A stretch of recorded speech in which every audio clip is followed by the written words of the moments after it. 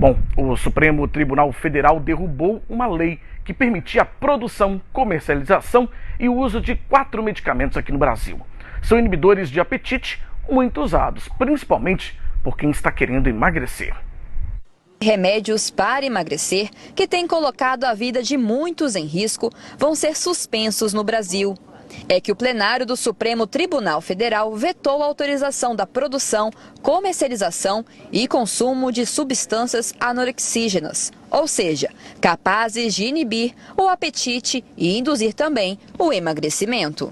A gente vê muito isso, assim, pacientes que não têm obesidade, que querem aí perder 3, 4 quilos em busca de problema, de resultado estético mesmo, e recorrem muitas vezes a medicamentos vendidos na internet ou que a outra pessoa, o amigo usou, por exemplo. E a gente pode ver, sim, crise hipertensiva, arritmia, problemas psiquiátricos. Isso a gente vê todos os dias, efeitos colaterais muitas vezes graves por esse motivo.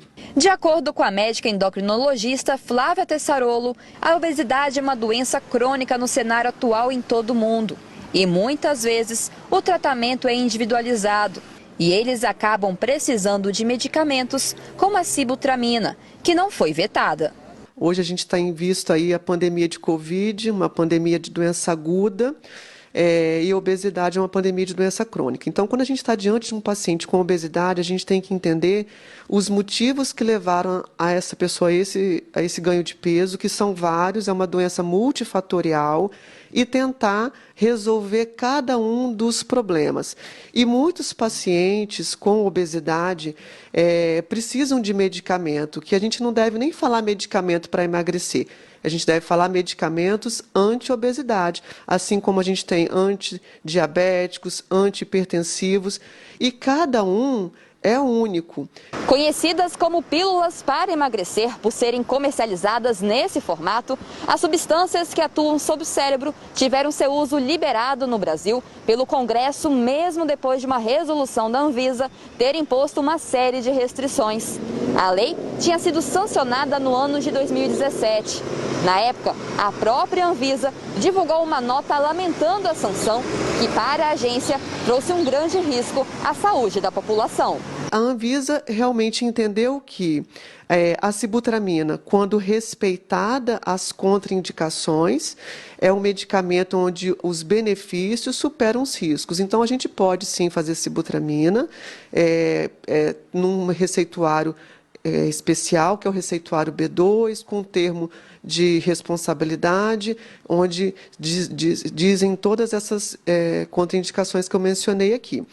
E os outros foram proibidos realmente, por falta desses estudos a longo prazo. Então, eu acho que quem tem que regular realmente é a Anvisa, para a segurança de todos da população. Essa questão de medicamento é a Anvisa que tem que regular. E não uma lei, né? As substâncias vetadas foram anfepramona, femproporex e mazindon.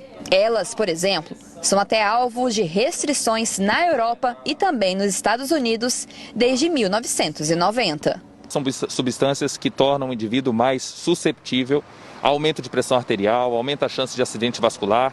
E os estudos a longo prazo, com o maior número de pessoas, não existem até hoje. Infelizmente, essas 3 substâncias, mazindol, femproporex e anfepramona, conferem risco à sociedade. É uma perda de peso que ela é temporária, ela não se estabelece a longo prazo. E, infelizmente, a prática no Brasil é de se associar essas substâncias ainda com substâncias diuréticas ou até com hormônios da tireoide para viabilizar uma perda mais rápida de peso, que é extremamente perigosa. De acordo com o farmacêutico e professor universitário Tiago Melo, o risco que o uso indiscriminado das substâncias para o organismo é muito alta, já que a administração do medicamento em pessoas com problemas cardíacos pode levar ao derrame, além de uma infinidade de efeitos colaterais, até mesmo dependência física e também psíquica. São substâncias que aumentam a oferta de dopamina, uma produção excessiva de uma substância que nos dá uma sensação de recompensa, e algumas pessoas podem manifestar na sua retirada uma depressão importante ou durante o seu uso manifestar surtos psicóticos por conta dessa utilização. O farmacêutico alertou ainda a população para tomar cuidado com promessas na internet de produtos supostamente milagrosos para o emagrecimento. Infelizmente, pela internet, também com substâncias análogas, as quais não foram proibidas, né?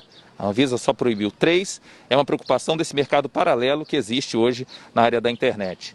Infelizmente, as sínteses que acontecem dentro de laboratórios, pequenas casas fazendo isso, torna mais difícil o controle. Então, o que é mais importante é a educação continuada, tanto para os profissionais de saúde quanto também para a população.